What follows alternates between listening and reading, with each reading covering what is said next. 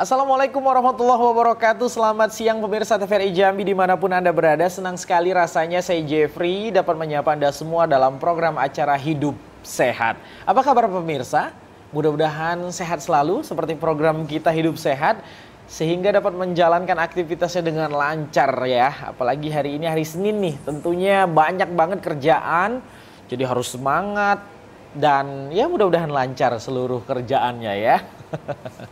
Pemirsa, senang hari ini kita jumpa lagi ya. Tentunya dalam 1 jam ke depan bakal banyak kita temukan pengetahuan-pengetahuan seputar kesehatan ya.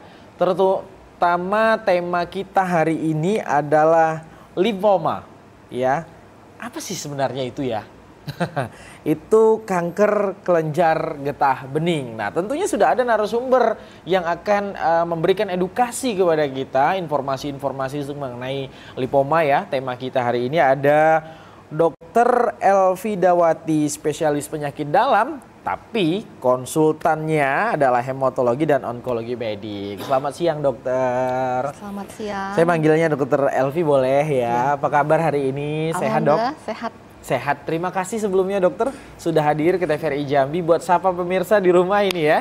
Nah jadi pemirsa di rumah nih udah ada dokter Elvi nih, jadi ayo yang mau bergabung boleh bersama kita di studio TVRI Jambi di 0741666385. Tuh pasti udah hafal dong nomor teleponnya TVRI Jambi ya. Kalau nggak di 0741 bisa juga di 0811 7433 133 boleh juga. Jadi bebas, ayo telepon ya kalau ada keluhan mengenai lipoma ini seperti apa, mungkin masih penasaran ataupun juga ada kerabat yang mengidap ya atau menjurus ke sana ya, ciri-cirinya sudah ada, boleh langsung saja dikonsulkan bersama dokter Elvi di siang hari ini ya dalam 1 jam ke depan. Baik dokter, lipoma. Ya. Boleh dong dikenalin dulu nih. Katanya kalau nggak kenal nggak sayang, nggak cinta nanti nih. Karena ya namanya penyakit dok ya, kita harus tahu. Terkadang kita nih pasien banyak yang nggak mau tahu dok, nggak mau tahu, nggak mau ke dokter lagi, gitu kan. Sehingga ya menerka-nerka sendiri, akhirnya pinter-pinter sendiri sakitnya apa, minumnya apa, obatnya. Ya, kan nggak baik banget ya seperti itu dok ya. Nah jadi kita mau kenalan dulu nih sama limfoma ini seperti apa sih dok? Baik, terima kasih. Saya Dr. Elvi Dawati, penyakit dalam, konsultan hematologi onkologi. Jadi kita hari ini akan membahas mengenai kanker kelenjar, ya. Kanker kelenjar getah bening atau yang disebut dengan limfoma. Limfoma. Jadi kelenjar getah bening itu kita memang memiliki sistem limfatik. Jadi sistem limfatik itu meliputi kelenjar getah bening, kemudian sampai ke limfa, kemudian sampai ke seluruh tubuh. Nah, kadangkala kita sering merasa tidak ada masalah, ternyata bisa muncul kelenjar itu entah di leher atau muncul di setelah paha yang kita tidak sadari. Iya. Atau misalnya demam yang tidak jelas. Jadi suka pasien tuh datang keluhannya demam, udah dikasih antibiotik, dikasih ini tapi kok tidak reda-reda panasnya. Ya. Terus yang lebih mencolok lagi kalau berat badannya turun. Drastis. Jadi misalnya dalam 1 bulan berat badannya turun jadi 10 kilo. Waduh. Atau 5. Itu satu. Kemudian ada juga keluhannya yang gatal-gatal. Tapi yang paling sering itu adalah demam dan penurunan berat badan. Atau tanpa sengaja pas dia ini teraba loh kok ada benjolan gitu di leher gitu. Seperti itu ya. Tapi lebih seringnya ke mana dok ciri-ciri demamnya? Macam-macam, bisa pasien dok, itu datang bisa datang dengan benjolan, bisa juga datang dengan keluhan demam yang tidak hilang bahkan sudah diobati, atau dia datang dengan berat badannya turun terus-menerus. Karena kan kalau limfoma itu kan dari kelenjar limfatik. Iya. Itu merupakan limfosit, salah satu dari limfosit yang merupakan pertahanan tubuh kita. Jadi dia melawan infeksi, tugasnya melawan infeksi. Nah kalau dia jumlahnya jadi banyak, tidak terkendali, dia menjadi kanker. Jadi sebenarnya kita ada, kalau misalnya sering cek labor nih, kan ada nanti di situ leukosit, ada neutrofil, basofil, eosinofil, limfosit. Nah pada limfoma ini harusnya kan dia limfosit itu sesuai usianya dia akan mati, kemudian memproduksi lagi, membelah diri lagi. Yeah. Nah, pada limfoma, pada saat dia membelah diri tidak terkendali, jadi dia menjadi banyak, akhirnya menjadi tumor. Oke. Mohon maaf deh dokter, kita kan judulnya tadi ke dokter bilang adalah kelenjar getah bening ya. Kalau ngomongin kelenjar itu sendiri dokter, ini di bagian tubuh mana aja nih kelenjar nih? Kalau boleh tahu dokter. Di seluruh tubuh kita? Ada. Ya. Jadi kelenjar dia akan berjalan ke seluruh tubuh untuk melawan infeksi, tugasnya. Iya. Jadi seluruh tubuh kita ada nih kelenjarnya. Jadi bisa nanti dia paling sering sering muncul tuh di kelenjar di leher yang paling sering muncul. Kelenjar kita yang di leher? Iya, itu paling sering dia muncul di situ. Kemudian yang sering juga muncul tuh di daerah ketiak. Atau di sela paha. Di sini ya? Iya. Berupa apa dokter? Dia munculnya benjolan kah atau gatel-gatel kah atau seperti apa dokter? Jadi kan kelenjar kita itu kan banyak pusat-pusatnya tuh, ada titik-titiknya. Nanti di satu misalnya dia di sini pertumbuhannya tidak terkendali yang di leher. Jadi akan muncul kelenjar-kelenjar yang di leher. Mungkin di gambar itu yang kita bisa lihat kan? Nah, itu yang paling sering muncul tuh di leher tuh. Di leher ya dokter ya? Jadi dia bisa beredar dari mulai leher sampai dengan ke bawah, ke kaki, yang ada kelenjarnya dan sistem limfatik lewat di sana. Ini agak susah contohnya juga berarti ditebak ya dokter ya? Itu seperti yang contoh di gambar ya? Seperti itu. Kan lumayan besar itu dok? Dia bisa membesar. Bisa membesar? Ya, itu kalau dia sudah stadiumnya sudah misalnya lama diketahui, kemudian tidak diobati, dia bisa membesar, bahkan mungkin sampai sebesar kepala juga bisa. Waduh, itu yang bulky namanya itu, kalau yang besar seperti itu. Itu kebetulan yang digambar itu yang di leher itu kan ya? Iya, yang di leher ya. Kirain otot itu, ternyata bukan, itu kelenjar yang membekak ya. Baik, seperti dokter sampaikan tadi, setiap tubuh manusia ini kan semuanya ada kelenjar ya dokter ya, ada kelenjar. Nah, kita ngomongin kanker ya. Nah, kan kanker ini kan penyakitnya ya jadinya kan. Nah, ini disebabkan kenapa dokter? Ada kelainan kah atau seperti apa gitu? Jadi pada kenapa bisa muncul yang namanya kanker kelenjar atau limfoma itu? Jadi bisa yang pertama karena mutasi dari genetik. Apalagi kelainan genetik. Nah, yang kedua bisa kelainan kromosom. Itu juga bisa menyebabkan munculnya limfoma. Atau infeksi. Misalnya infeksi yang paling sering itu ditemukan pada HIV. Pada pasien-pasien HIV atau infeksi-infeksi lain kan daya tahan tubuhnya turun. Daya tahan tubuh turun, situ dia bisa muncul kanker kelenjar limfoma. Jadi itu kemudian terpapar juga radiasi, misalnya bahan-bahan kimia itu yang biasanya mencetuskan munculnya suatu kanker kelenjar. Kanker kelenjar. Kalau dari segi makanan ya, kita kan Indonesia banget ini kan banyak ya varian makanan, banyak mulai dari ya kalau jenis makan mulai dari digoreng, direbus, dibakar, itu kan banyak sekali. Nah, kalau dari makanan sendiri dokter, mungkin gaya hidup yang tidak higienis itu menjadi pengaruh pemacu kanker kelenjar getah bening ini juga atau seperti apa dokter? Kalau untuk secara umum memang makanan akan mempengaruhi, pola hidup kita akan mempengaruhi munculnya kanker pada umumnya.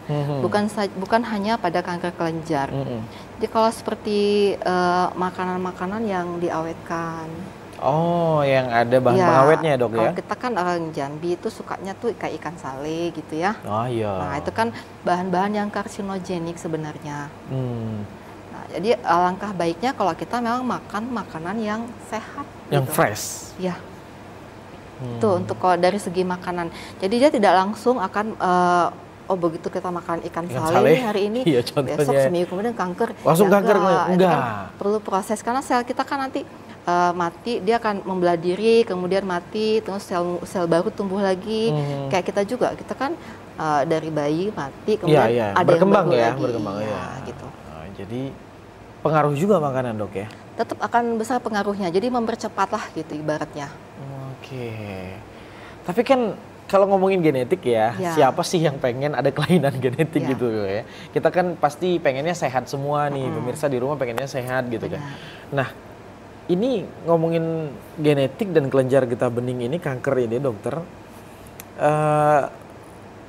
Kalau makanannya misalnya bagus-bagus aja, ya yang kita makan ini bagus-bagus aja, fresh-fresh aja, tapi dia ada genetik, itu bakal kena juga dokter? Peluang dia akan kena. Peluangnya untuk kena kanker itu akan lebih besar dibandingkan dengan yang orangnya normal-normal saja gitu. Masalahnya kita nggak tahu ya, kita ini ada kelainan genetik atau tidak seperti itu ya. Benar sekali. Jadi kalau misalnya kita nih ada keturunan yang kanker nih di rumah, gitu ya. Atau misalnya kanker apa aja nih dok? Ya kanker apa aja. Terutama kan kalau dia kanker kelenjar, berarti kan kalau misalnya di rumah tuh ada yang memang kena kanker kelenjar, artinya resikonya ada di saudaranya gitu, atau di ibunya. Misalnya ibunya kena nih, berarti artinya anaknya kemungkinan nanti ada juga. Ada kemungkinan gitu ya. Jadi membawalah ibaratnya kan. Nah, tinggal dia harus menjaga pola hidupnya dan makanannya. Ya walaupun kadang-kadang tetap dia akan muncul juga. Mungkin lebih lama munculnya. Iya, mungkin tidak sekarang, mungkin beberapa puluh tahun lagi seperti itu ya. Nah, kita udah kenal nih dok sama kanker kelenjar getah bening ya. Dan tadi sempat juga disinggung ya mengenai tanda-tandanya, ada gatal, ada demam, ada bahkan bengkak sampai besar kepala juga. Besar banget itu pemirsa ya. Dan bukan besar kepala, sebesar kepala. Sebesar kepala, iya. Bukan yang membesar kepalanya, bukan. Itu beda lagi, itu sindrom dokter ya. Iya, bisa membesar sampai ukuran kepala besar, gitu. Namanya bulky kalau itu. Bulky, itu kan besar banget Don. Sakit pasti. Kalau sudah sebenarnya dia tidak nyeri, tapi karena ukurannya membesar, kan dia akan menekan. Iya, menekan bagian yang lain ya, dalam, otot. Ya, jadi berat, otomatis saya nyeri juga. Dan kalau dia mungkin sering dipegang atau apa kan resiko infeksi. Benar, dan risih juga ya dalam kegiatan sehari-hari. Nah, kita pengen tahu nih dok, perkembangan kanker ini dok, sebelum dari si pasien ini ya, sebelum diponis, mungkin ada nggak nih tanda-tandanya selain apa ya, kalau secara fisik kan kita bisa lihat dok. Ya, benjolan ada muncul benjolan, gitu ya.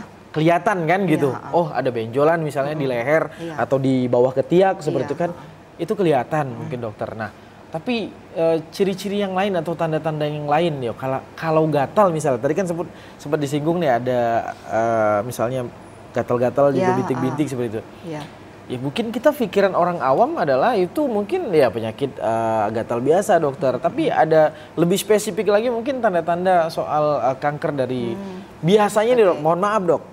Sepengalaman saya berdiskusi dengan dokter-dokter yang lain soal kanker, ini biasanya si pasien datang ke dokter itu dengan level stadium lanjut dokter. Artinya kan kemana aja stadium 1 gitu kan, atau ini baru mengarah ke sana, itu kemana aja. Kan banyak nih masyarakat awam yang cuek ya dok ya. Kurang mengetahui tanda-tanda. Nah, bagaimana dengan kanker kelenjar getah bening ini dokter?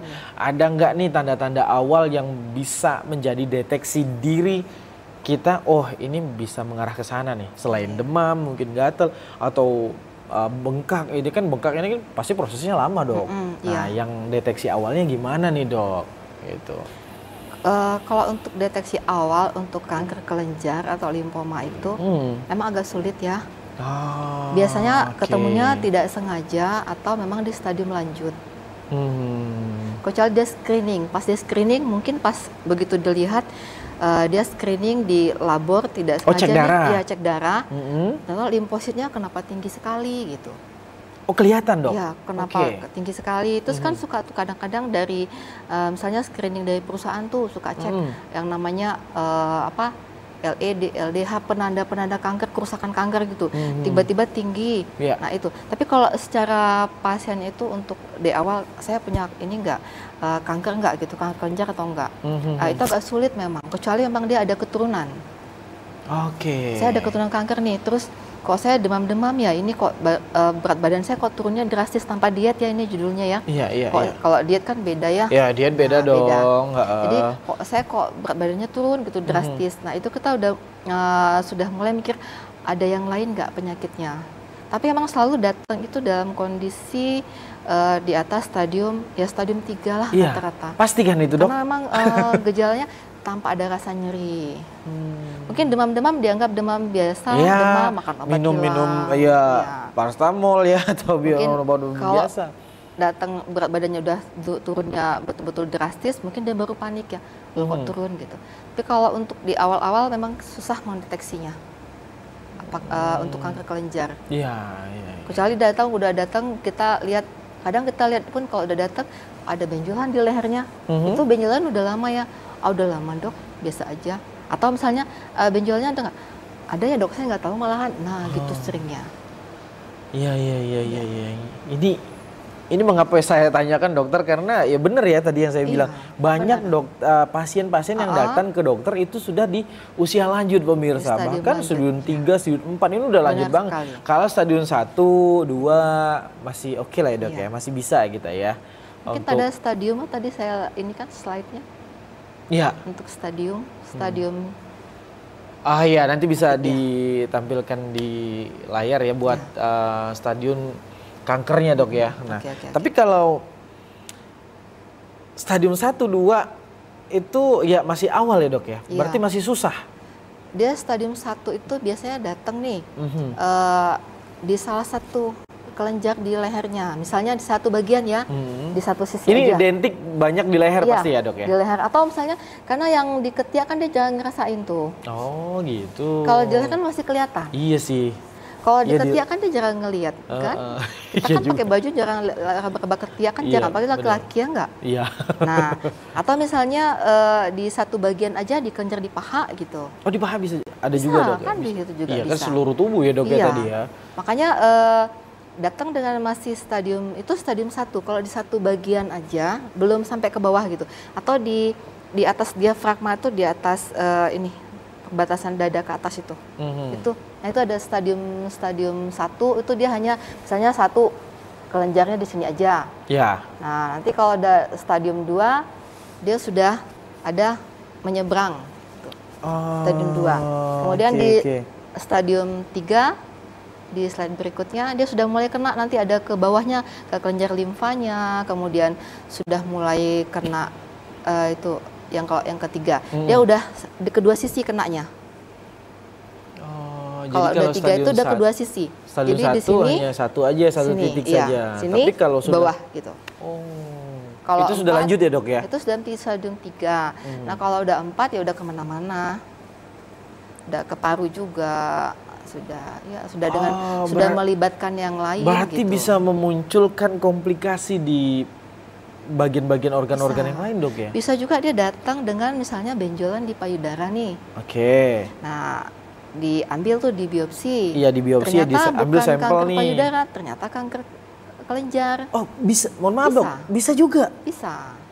Atau misalnya di paru pas dilihat, oh ternyata kanker kelenjar juga. Kan dia bisa kemana-mana. Iya ya. Itu tadi pemirsa ya, jadi catatan penting kita, kanker kelenjar getah bening ini bisa kemana-mana. Makanya nggak boleh dioperasi. Nah, karena dia sistemnya limfatik gitu. Kita belum sampai ke situ nih, tapi menarik banget. Nggak boleh dioperasi ya kalau ya kita tahu misalnya. Bukan tidak boleh ya. Jadi pengobatannya bukan dengan dioperasi. Operasi. Ya. Tapi untuk tahu metodenya dok ya. Untuk tahu diagnosanya kita harus di biopsi eksisi gitu, diambil jaringannya, diperiksakan. Mohon maaf, saya potong dokter. Jaringannya yang di mana yang diambil? Misalnya kalau yang di leher benjol, berarti yang di leher yang diambil. Di bawah ketiak benjolannya di bawah. Oh, di mana letak benjolannya? Iya. Itu yang diambil. Benar sekali. Nah, mohon maaf kalau tadi dokter mengatakan misalnya ada benjolan di payudara, itu tidak mesti kanker payudara berarti. Belum tentu. Makanya itulah penting gunanya di biopsi tadi. Iya. Bisa gitu ya, ini sih baru tahu nih dok. Ternyata bisa menjadi catatannya, bisa ke seluruh tubuh. Di kaki gitu juga dok? Bisa. Agak merepotkan ya. Karena kan dia kelenjar limfatik, artinya sistemik ke seluruh tubuh. Ke seluruh tubuh? Iya. Nah kita pengen tahu nih dok, kalau Jambi gimana dok? Jambi. Getah bening ini. Jambi itu banyak ya. Kadang datang dengan saya tuh udah bawa hasil. Ada yang memang datang di awal. Ini termasuk yang aware dengan penyakit. Ya dia bawa hasil ya. Udah bawa hasil. Dok, ini kita bawa hasil nih.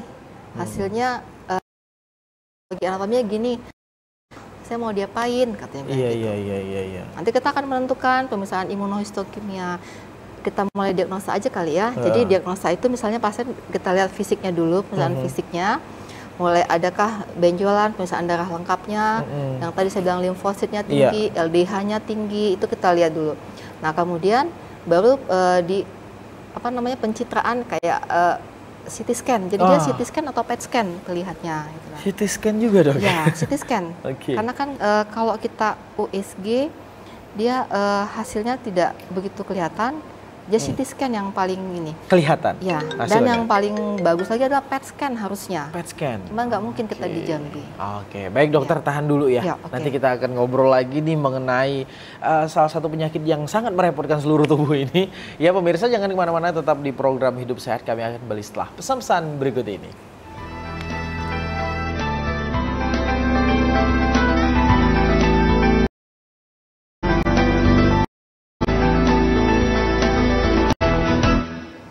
Terima kasih pemirsa, Anda masih bersama kami dalam program acara Hidup Sehat. Dan yang buat baru bergabung nih, saya ucapkan selamat bergabung ya di Hidup Sehat edisi hari ini. Kita udah memasuki bulan kedua di 2025 ya. Tentunya kita tetap harus sehat seperti program kita ya.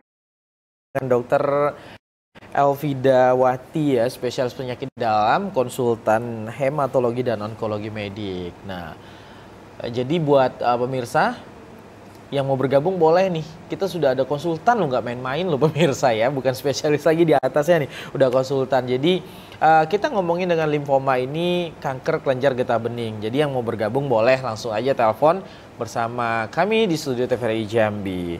Nah, dokter, sedikit dong sebelum kita masuk ke tema kita ya. Boleh dong, ini kan spesialisnya kan penyakit dalam.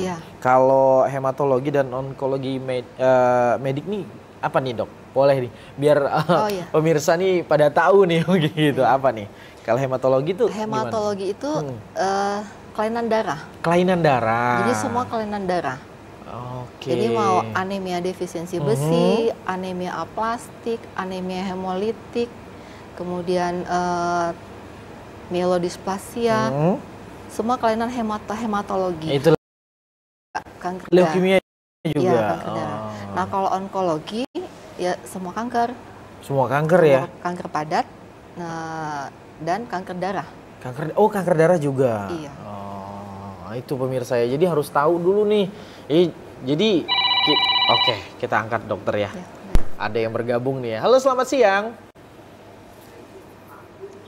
Selamat siang pemirsa. Dengan siapa di mana? Selamat siang juga. Selamat siang, iya. Dengan siapa di mana, Bapak? Dari Yudi Jeffrey. Iya, Pak Yudi. Pak Yudi, apa kabar nih Pak Yudi? 2025 sehat? Alhamdulillah. Awal 2025. Sio macan kayu. Mantap. Ya, mantap. Itu Pak Yudi. Jadi harus menjaga pola hidup sehat. Iya. Makan bergizi gratis. Nah, seperti tema kita, program kita Hidup Sehat ya. Juga. Nah, harus ada gizi. Pak Yudi, hari ini kita ada Dokter Elvida Wati ya, Dokter Elvida nih, spesialis penyakit dalam, tapi konsultan nih Pak Yudi ya. Ini di atasnya lagi masalah hematologi dan onkologi medik nih. Jadi Pak Yudi nih kira-kira apa nih yang pengen ditanya nih sama Dokter Elvida nih? Baik, terima kasih Mas Jeffrey. Saya sapa dulu. Selamat sore Ibu Dokter Elvida, spesialis penyakit dalam yang ada di Jambi gitu. Selamat siang. Jadi Pak saya Yudi mendapatkan pencerahan ya di siang hari ini tentang penyakit getah bening yang cenderung ke arah kanker. Tadi sudah banyak sekali saya mendengar dengan jeli ini persoalan yang telah dijelaskan oleh spesialis menyangkut masalah penyakit getah bening ini. Jadi ada benjolan dan sebagainya. Iya. Nah, saya akan istilah dokterannya dicubit ya, atau diambil dagingnya itu. Apabila memang sudah dinyatakan dia ada kelainan. Artinya mungkin menurut saya, seperti apa yang saya baca, untuk pemeriksaan sampel daging itu ya jelas bahwa itu untuk menentukan apakah pertama stadiumnya, kedua mungkin ya jenis kanker. Ya. Apakah dia ganas atau tidak atau lunak gitu kan. Jadi itu mungkin fungsinya. Nah, artinya ini sudah masuk ke dalam fase operasi dengan segala macam persiapannya tentu. Nah, yang menjadi pertanyaan bagi orang awam ini setelah operasi itu, karena banyak semeliweran itu, persoalan kanker ini kan sudah diangkat timbul lagi. Nah, untuk khusus masalah getah bening ini kalau sudah dioperasi dia akan bisa tumbuh lagi. Kan begitu. Nah, kalau saya lihat tadi penjelasannya, kalau sudah sebesar kepala, kok orang masih bisa berjalan, tidak sakit, tidak infeksi. Ya, ini bingung juga saya. Apalagi kecil kan, makanya orang mungkin dengan getah bening ini dia aman-aman saja dibawa kemana-mana jalan-jalan kan. Karena ya kalau sudah sebesar kepala mungkin tidak bisa jalan lagi itu. Ya, lah keberatan ya, Pak Yudi. Mungkin tidak sampai sebesar kepala itu harus dioperasi sudah. Ya. Jadi itu yang terakhir mungkin ya kita tidak terlepas daripada pertanyaan teknologi kesehatan. Nah di Jambi ini kan cukup memprihatinkan kan, tidak begitu lengkap juga. Tadi Ibu katakan untuk pemeriksaan sampai menjurus itu kita harus dirujuk. Apakah operasi ini bisa dilakukan di Jambi atau dirujuk ke Jakarta? Kan repot tuh. Iya. Jadi memang Jambi ini agak buat repot masyarakat, repot sekali. Apalagi apakah ini dijamin oleh BPJS, repot lagi. Iya Pak. Ya kan, ya zaman Prabowo ini banyak gratis nih kayaknya. Telepon aja gratis nih sekarang. Ya kan, karena ada WiFi di sini. Saya rasa demikian Bu, terima kasih. Mudah-mudahan ya penyakit ini tidak begitu meraja ya di Jambi, bisa masyarakatnya mendeteksi dini, sehingga tidak menjadi benjolan. Baik Pak Yudi. Jadi itu edukasi ke masyarakat paling penting. Kalau ada benjolan berarti edukasi tidak jalan.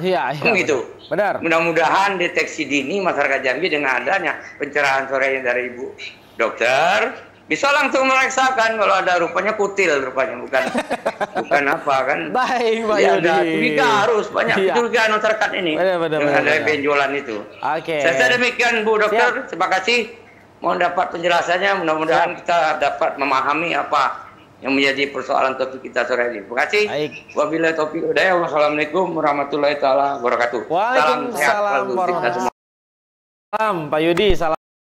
Ini salah satu penelpon setia kita, Dokter Pak Yudi di Telanai. Nah, memang kita memang belum sampai ke tahap itu nih pertanyaan-pertanyaannya Pak Yudi ya, tapi udah ditanyakan duluan ya. Ini memang ya kita konfirmasi langsung nih sama dokternya ya, spesialis, konsultan lagi ya Pak Yudi ya. Ini mudah-mudahan menjadi edukasi juga nih dokter buat pemirsa di luar sana ya. Selain Pak Yudi kan ini pasti banyak lagi yang nonton tayangan ini. Nah gimana nih dokter, kalau buat tindakan dulu deh ya, gimana ya. Memang kan kalau kita untuk mengetahui ini, oh ini kanker ini, itu ada pengambilan sampel. Nah sampailah pertanyaan Pak Yudi tadi, ini bisa nggak sebenarnya di Jambi dok? Oh iya. Iya. Baiklah. Cover nggak nih? Itu kan yang paling penting. Sebenarnya seluruh penyakit, pertanyaan yang paling penting adalah cover BPJS atau tidak. Benar. Itu seluruh penyakit apapun nih, sampai ke demam aja kalau bisa ya cover nggak nih? Gitu. Kita dari metode dulu deh dok. Baiklah. Gimana nih kalau memang si pasien ini misalnya buat tahapannya, metode tahapannya ini gimana nih? Pengambilan sampel dulu, setelah misalnya dinyatakan kanker kelenjar getah bening, ini apa nih tindakannya? Apakah seperti kanker-kanker yang lain juga sampai ke kemo juga atau seperti apa? Silakan dokter. Terima kasih Pak Yudi, saya akan coba jawab ya. Tadi yang masalah pengambilan untuk diagnostik ya. Iya. Jadi kalau untuk benjolan memang limfoma, diagnosa pastinya itu harus dari biopsi eksisi. Jadi eksisi ya dok? Biopsi eksisi artinya dilakukan operasi memang. Jadi dioperasi tapi dibelah ya, dok, ya? Bukan diangkat benjolannya. Dibelah dikit hanya aja. diambil sedikit, nanti diperiksakan, ditutup lagi, diperiksakan nanti jenisnya apa. Nah udah tahu jenisnya, oh ini kanker kelenjar. Jadi kalau dia kanker kelenjar, yang benjolannya enggak. Karena pengobatannya bukan dengan operasi. Pengobatan untuk kanker kelenjar itu yang utama adalah kemoterapi dan radioterapi. Oke, tahan dulu dokter, sampai situ dulu ya. Berarti kalau dia benjolan di leher, ya udah sebesar tinju nih dok. Ininya dulu yang dibelah, diambil sampel ya, dicubit ke tempat Yudi tadi ya. Diambil sampelnya. Ditutup lagi. Tutup lagi. Bukan langsung diambil. Nggak boleh. Nggak boleh. Karena dia kelenjar limpatik, dia ada di semua tempat. Kalau kita ambil di sini, kalau dia ada di paha mau diambil lagi di paha kan nggak mungkin. Kalau dia ada di perut kita ambil di perut lagi kan tidak semua kelenjar kita ambil karena dia sistemik seluruh tubuh. Oh dia bisa pindah-pindah nih dok? Kan di semua kelenjar kita. Iya, bener banget tuh. Nah jadi kita kalau untuk kanker kelenjar dia pengobatan utamanya biopsi eksisi hanya untuk diagnostiknya. Untuk menentukan penyakitnya ini, ini diambil jaringannya, ini penyakitnya kanker kelenjar nih. Iya. Tindak lanjutin lagi, ini kanker kelenjarnya yang mana? Karena ada dua, pertama yang jenisnya kanker kelenjar yang lymphoma Hodgkin dan yang kedua ada yang non Hodgkin. Itu akan beda sekali pengobatannya. Apa nih perbedaannya nih? Gimana nih? Itu kita bisa taunya dari hasil patologi anatomi. PA tadi, makanya harus diambil. Harus diambil. Karena pengobatannya beda sekali. Tapi kalau perbedaan dari dua jenis ini tadi, lymphoma Hodgkin dari ininya, kita hanya lihat dari hasil hasil PA-nya. Kalau bentuknya sama aja? Kelenjar gitu aja sama. Kelenjar gitu aja sama aja ya dok? Makanya kita harus ambil, harus periksakan. Oh ini ternyata kanker kelenjar non Hodgkin, lymphoma misalnya. Non Hodgkin sama Hodgkin. Iya. Dan ini tindakannya berbeda juga? Beda, kemonya akan beda sekali. Nah nanti setelah tahu hasil PA-nya ini nih, kita harus lanjutkan lagi dengan imunohistokimia. Kita lihat lagi nanti. Kalau misalnya dia jenisnya ini non Hodgkin, nanti dia lagi markernya ada lagi, ada CD30 macam. Itu akan untuk menentukan pengobatannya. Karena dia sangat kemosensitif dan radiosensitif. Jadi kalau dengan di kemo dia bisa sembuh. Tahan dulu ya. Tahan dulu dokter. Ternyata kita break iklan dulu dokter ya. Ini masih panjang nih penjelasan ya. Tahan dulu ya. Buat pemirsa mungkin belum puas dengan jawaban dokter Elvida, tahan dulu. Kita break dulu. Pemirsa jangan kemana-mana, kami akan kembali setelah pesan-pesan berikut ini.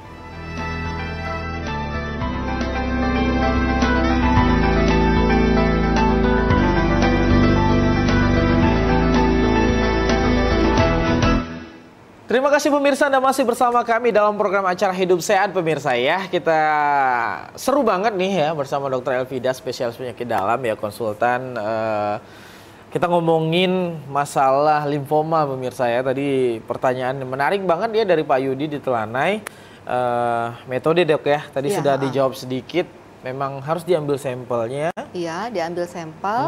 Kemudian kita periksakan ke patologi anatomi. Sudah tahu jenisnya apa. Diperiksakan lagi. Diperiksakan lagi. Berarti singkat katanya ini nggak singkat. Ya. Singkat katanya nggak singkat. Ya karena kalau mau dijabarin luas ini jadi 2 SKS dong. Nanti saya yang jadi dokter. Gitu. Panjang pemirsa ya tahapan-tahapannya itu. Berarti 1-2 hari nggak putus ini? Nggak putus. Untuk nggak bisa. Nggak bisa untuk memvonis ini ya kita tahu bahwa saya ngambil sampel aja biasanya berapa hari dok? Untuk sampai pertama kan operasi dulu tuh ambil sampel. Kemudian kita tunggu lagi kan. Itu hasil patologi anatominya keluar. Setelah keluar nanti kita tentukan lagi ini yang mana masuknya. Dipelajarin lagi nih, diperiksakan lagi. Namanya imunohistokimia, itu yang cukup mahal kayaknya tuh ya. Mungkin saya nggak tahu juga, mungkin 2 juta mungkin ada ya untuk kalau itu ya. Umum ya. Iya, 2/3 gitu ya, kan markernya banyak tuh. Iya. Nanti setelah itu ada hasil, nanti baru kita tentukan nih pengobatan yang mana. Karena kemana nih? Kalau dia masuknya limfoma Hodgkin nanti atau obatnya beda lagi. Misalnya kalau Hodgkin ABVD istilahnya ya, ABVD pengobatan kemoterapi. Kalau dia non Hodgkin nanti lihat lagi apakah dia yang jenisnya yang jenis folikular kah, jenis yang sel besar kah, yang DLBCL. Nah, itu nanti bisa masuk pengobatan dengan imunoterapi gitu. Oke, Nah, obatnya harganya yang lumayan. Obatnya berbeda, iya. Tindakannya juga berbeda. Hodgkin dan non-Hodgkin tadi iya. ya. Oke, berarti 2 kali pemeriksaan tadi, Dok? Iya, benar sekali. Ya, ambil sampel, habis itu diperiksa lagi, ini arahnya kemana? Stadiumnya. Jadi stadiumnya di USG lagi pasiennya. CT scan lagi tadi? Ya, CT scan. USG sih CT scan. Ya. CT scan perut, abdomen, CT scan torak. Kalau bisa ya di PET scan, kalau ada dana. Iya. Tapi kan nggak ada di Jambi. Nah, itu jadi pertanyaan juga tuh, Dok, tadi ya? CT scan aja. CT scan pun nanti akan sulit karena CT scan-nya kan artinya mintanya CT scan torak juga, CT scan abdomen juga. Artinya lumayan besar biayanya. Besar. Dan ya itu tadi panjang perjalanannya. Ya. Nah, kalau memang si pasien sudah divonis menjadi pasien kanker kelenjar getah bening, ini tahapannya gimana lagi, Dok? Ya. Boleh dong. Sampai nanti finishnya nih di mana nih gitu? Ya, kalau sudah nih ketahuan nih dia kankernya, misalnya kita anggaplah ukurannya 5 cm, sedangnya gitu ya. Ya, sedang sih 5 cm ya, lumayan segini nih, Dok ya. Itu kita langsung tindakannya tuh ini, kalau kita lihat dia stadium 1, 2, 3, atau 4. Nanti, balik lagi nih, Dok, biasanya kan pasien datang ke dokter ketiga, bahkan ada yang keempat gitu, Dok ya. Nah, gimana tuh? Jadi kalau misalnya datang stadium 2 nih, dengan benjolan sekian, nah, kita pilihannya misalnya dengan kemoterapi. Kalau dia terlalu besar, bisa di radioterapi dulu, atau lanjutkan kemoterapi, atau di kemoterapi. Tapi tidak ada tempatnya untuk dioperasi. Jadi setelah di kemoterapi, misalnya kita anggap nih Hodgkin lymphoma.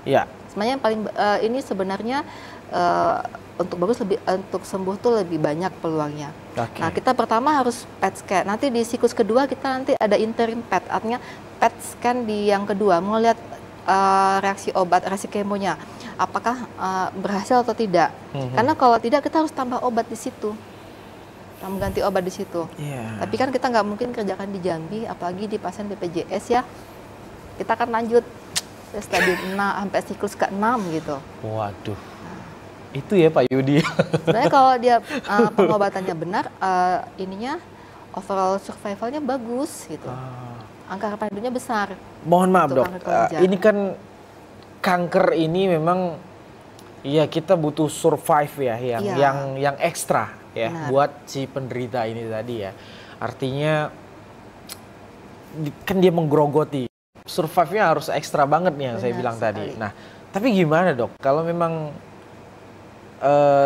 pasien ini sudah divonis apalagi stadium lanjut, ini buat finishnya, Dok, sembuh total atau hanya untuk kita tahu kemo ya, Dok ya, kemo dengan berbagai macam dampaknya lagi seperti itu kan. Ini hanya buat menahan saja, tidak menjalar kemana-mana, atau bisa sampai bersih, Dok? Khusus ke getah beningnya ini, Dok. Gitu. Targetnya sembuh. Targetnya? Iya. Oke. Targetnya itu remisi komplit. Remisi komplit. Targetnya. Tapi kita harus lihat, kan tadi lihat lagi nanti usia pasien. Iya. Jadi kalau misalnya usianya usia tua, kemudian kita harus pemilihan obatnya harus betul-betul hati-hati. Karena jangan dengan kita mengkemoterapi, misalnya kalau dia tidak di kemo nih, usianya misalnya kita anggap usia 80 lah misalnya. Atau 90. Udah tua banget udah. Misalnya gitu.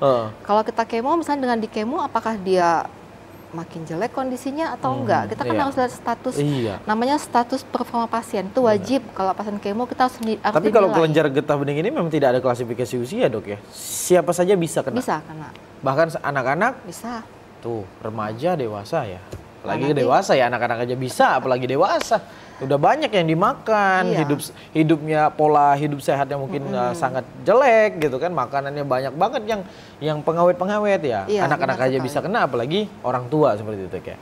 Nah, itu tadi ya mengenai metode ya, soal pertanyaan Pak Yudi. Balik lagi, Dok. Tadi kan sudah sempat nih disepil-sepil. Mahal.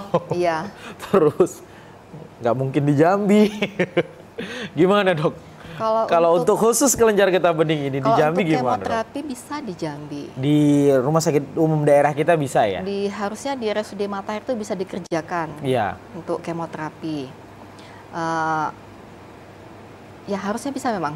Harusnya bisa? Iya. Harusnya dok ya? Iya harusnya bisa. Harusnya bisa. Dan ini pertanyaan pamungkas, tercover dok ya?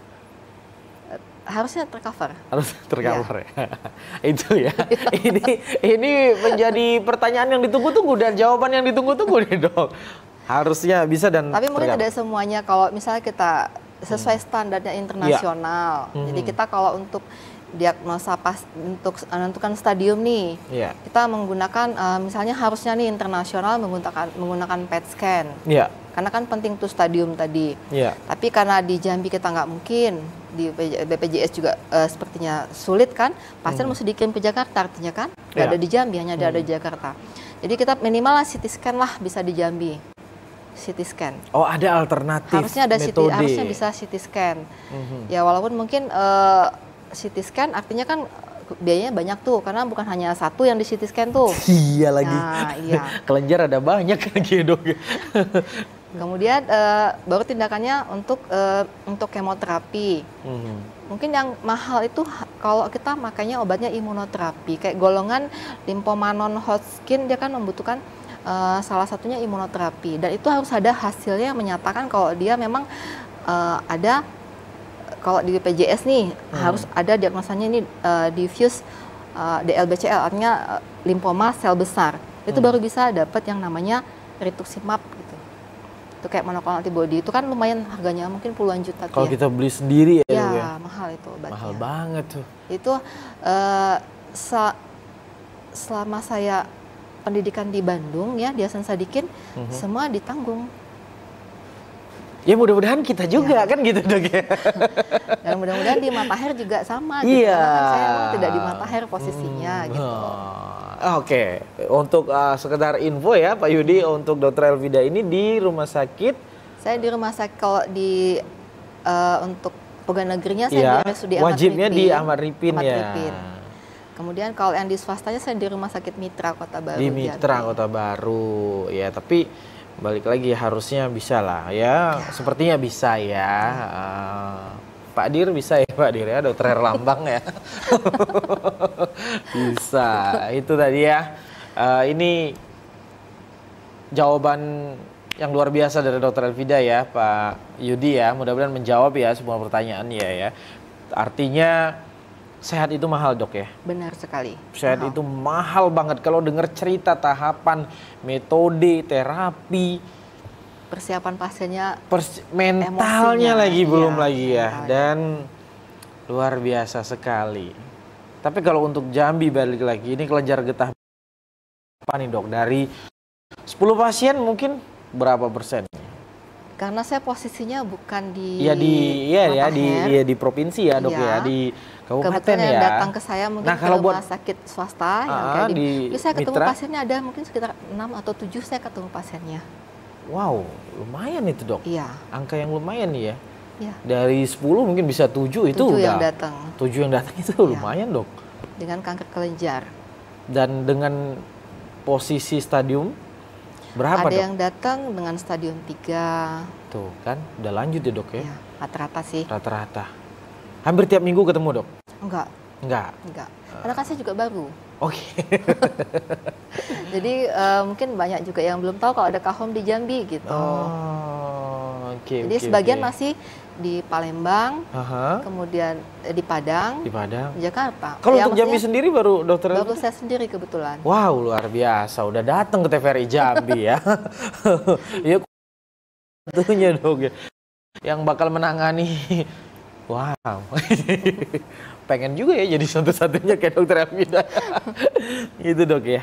Jadi datang dengan kondisi sudah lanjut dok ya. Iya. Sudah lanjut. Dan kenapa dok? Nih ada pesan-pesan gak nih dok buat pemirsa di rumah juga? Ini sebenarnya yang salah apa nih dok? Keadaan kah? Atau kita masyarakat yang kurang aware terhadap jenis penyakit ini? Karena salah satu tujuan kami TVRI Jambi tentunya memberikan edukasi nih buat pemirsa di rumah. Ayo dong lebih aware lagi dong sama penyakit. Nah di sini kami hadirkan nih yang ahli-ahlinya, apalagi hari ini luar biasa banget, konsultan satu-satunya di Jambi ya pemirsa ya. Nah apa nih dok? Mungkin ada pesan khusus nih buat pemirsa mengenai mungkin boleh dari pola makan, pola hidup, seperti program Kita Hidup Sehat nih, pola hidup sehatnya yang seperti apa nih dok? Kalau untuk pola hidup tetap sama ya untuk semuanya ya. Tetap kita harus makanan yang sehat, sempurna. Yang program juga ya. Program, ya benar, Pak Presiden ya. Kemudian tetap istirahat yang cukup. Kemudian tetap wajib olahraga, itu tetap. Tetap. Ya. Terus kalau misalnya ini untuk yang ada misalnya ketemu benjolan kah, jangan dianggap sepele gitu ya. Misalnya ketemu benjolan, bukan juga kutil ya, kalau kutil kan di kulit ya. Iya Pak Yudi, Pak Yudi. Bisa nih Pak Yudi nih kata orang Jambi, bisa Pak ya Pak Yudi ya. Kalau kutil beda lagi, kulit dok ya. Iya tuh di kulit. Itu spesialis kulit kelamin ya, dokternya beda lagi Pak Yudi. Ini yang di kelenjar, ini kelenjar. Artinya di dalam ya. Kadang juga ada kita bisa, mungkin dia datang bisa aja dengan sakit kepala hebat gitu ya. Karena mungkin limfomanya di otak bisa masuk ke situ kan.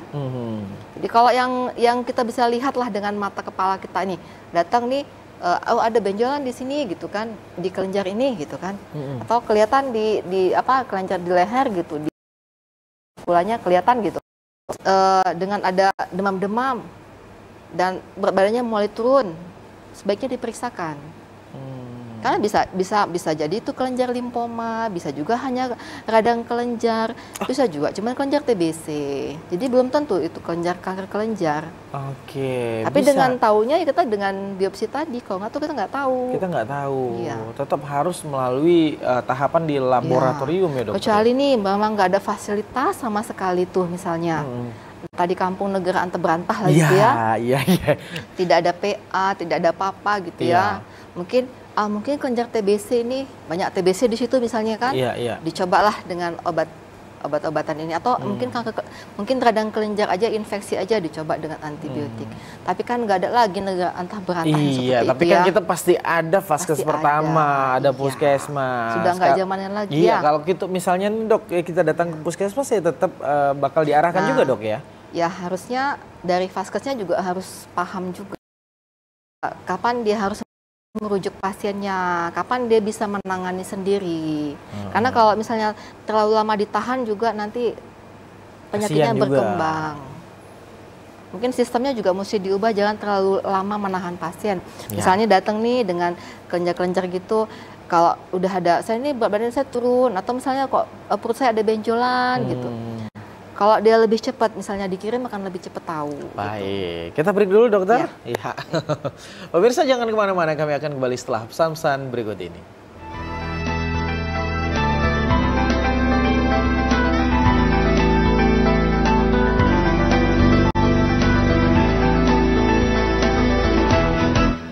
Terima kasih pemirsa, Anda masih bersama kami dalam program acara Hidup Sehat ya. Tapi udah nggak kerasa nih, udah banyak banget yang dibahas bersama Dokter Elvida ya.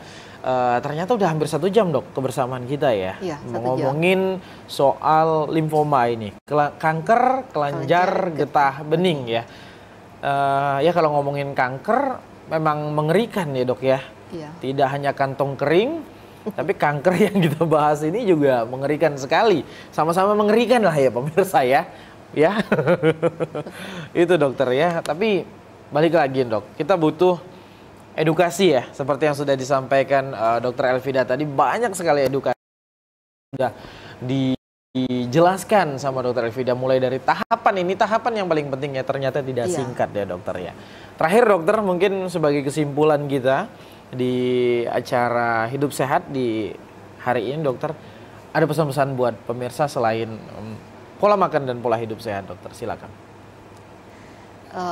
Pesan saya untuk masyarakat Jambi, jadi jika jika sebagai pasien menemukan merasakan ada benjolan atau ada penurunan berat badan, kemudian merasa ini, datanglah ke Vaskes, kalau yang BPJS ya, datang ke Vaskes, kemudian minta rujukan ke ini supaya jangan terlambat. Itu pesan saya. Kemudian tetap menjaga pola hidup yang sehat. Itu aja. Makanannya dijaga. Makanan juga yang dijaga. Tuh pemirsa ya. Terima kasih Dokter Elvida, luar biasa sekali. Mudah-mudahan bermanfaat ini edukasinya buat kita semua ya pemirsa ya. Ini menjadi kita supaya lebih aware lagi. Terutama di pembahasan kita limfoma, kanker kelenjar getah bening. Terima kasih sekali lagi dokter atas waktunya dan ilmunya. Dan demikian pemirsa sajian hidup sehat di hari ini. Mudah-mudahan bermanfaat. Akhirnya saya Jeffrey mewakili kru yang bertugas mengucapkan terima kasih dan undur diri. Wassalamualaikum warahmatullahi wabarakatuh. Sampai jumpa.